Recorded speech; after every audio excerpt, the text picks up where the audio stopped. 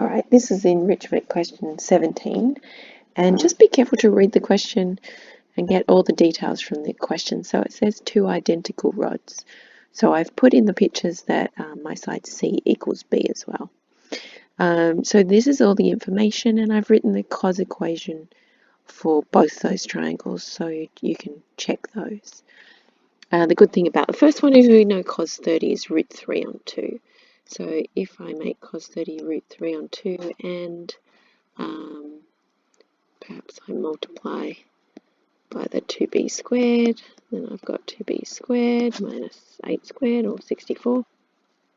Alright, these 2's cancel, so let's put everything on one side. So we've got 2b squared, but we're subtracting root 3b squared minus 64.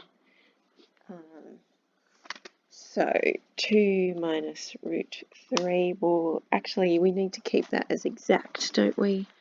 So I'm going to put b squared 2 minus root 3 minus 64.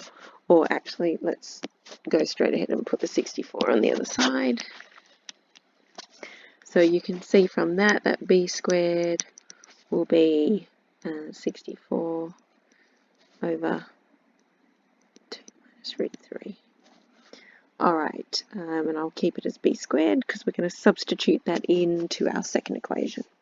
So here we're asked to show an identity for cos alpha. So let's have a look here. We've got lots of b squareds here. So we've got, actually I might even write this as 2b squared on 2b squared. So that's just 1. Take away 16 on 2b squared and simplify that to an 8 on b squared. So that's just going to be, right there, sorry, my working is not great here. We're going to have 1 minus 8 on b squared. So if I do 8 divided by b squared, that's times 1 on b squared. So I'm timesing by the reciprocal here, which is 2 minus root 3 on 64. So just go through that again. I'm using this and I'm saying that's 8 over divided by b squared, which is the same as 8 times the reciprocal of b squared, which in our case is 2 minus root 3 on 64. Now, when I do that, you can see 8 eighths are 64.